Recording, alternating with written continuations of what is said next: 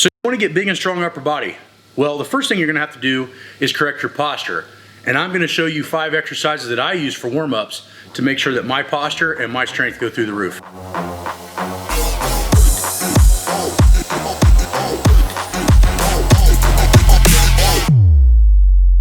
In my opinion, one of the biggest things for upper body and one of the misguided things on how to train is making sure that the back muscles get just as much, if not quite a bit more, than the anterior training. The muscles you can't see tend to be the most important. So how do we build up a strong back? Well, one, we need variability. So in this movement is going to show you guys how we get the lats involved by using specialized equipment. So as you can see, this is one of the fat bars that we make. It has 0 knurling on it, and it's about 2.5 inches thick.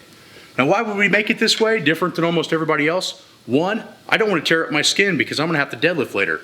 2, I want my hands to get stronger, not to tear into my skin. And 3, I have noticed training with a fatter handle implement, which we probably do 75% of the time for back work. When my hand gets crushed in smaller to a normal bar, my strength is through the roof. So I don't have to do a lot of isolated grip work, and I get my back strong at the same time. Remember, we're always looking to hit a lot of birds with one stone.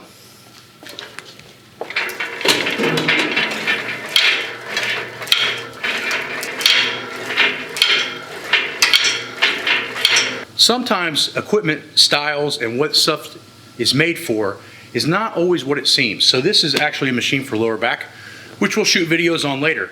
But today we're going to use it for lats. So what we're going to do, we're going to reach down and grab this strap, lean into the machine, and we're going to row it.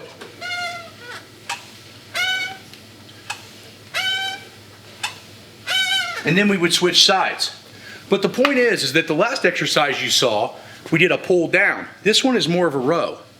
Back muscles, just like every other muscle, need angle changes and positioning changes in order to make great results with very low mileage. Now this machine is a lat pull down machine, fairly similar to what we were using before. But when you come out from behind, you're going to see this machine widens as we pull down, which is a complete change from something staying sedentary or staying in one position. So as you can see, when we pull this down, this thing's widening up. It's actually getting wider at the bottom. I love this machine for this reason, but at the end of the day, it's good because it's different. Now we can do this double arm like this, but for most of us, one of us has a strong side and a weak side. So you can also do this single arm. So if you have one side that's stronger than the other, make sure you do your warm-ups and some of your accessories isolated on one side so that your body can catch up. If you want to be super strong upper body, the left and the right have to be equalized in strength, or you're missing a key component to getting better, and you're only going to be as strong as your weakest side. Yeah, your next exercise is going to be reverse incline rows. I like these because if I'm doing legs the next day, or I did legs the day before, my lower back and my glutes and my hamstrings are probably pretty tired. This allows me to really isolate my back muscles and focus on pinching my shoulder blades. You can do these a lot of different ways, but I like to do them starting them off like a straight bar and then turning them almost like a karate punch. It allows me to get a little bit more range of motion, a little bit better stretch, therefore a little bit more activation. These are one of my big go-tos for warm-ups, and it's also a very close plane to a bench press, which means I am going to counteract the pressures that I'm getting ready to apply with max effort exercises.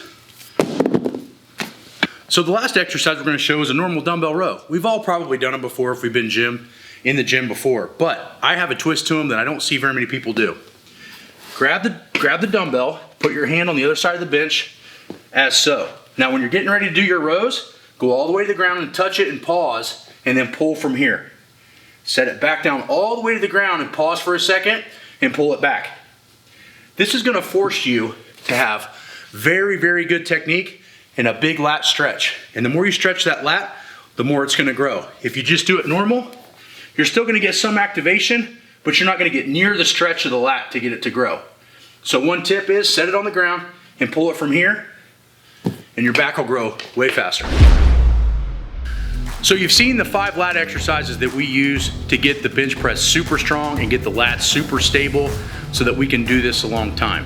If you like this video, go watch the 5 pressing exercises that we use, and make sure you watch the Wenning Warmup video that's going to show you how to plug all this in to making sure that your training reaches optimal potential.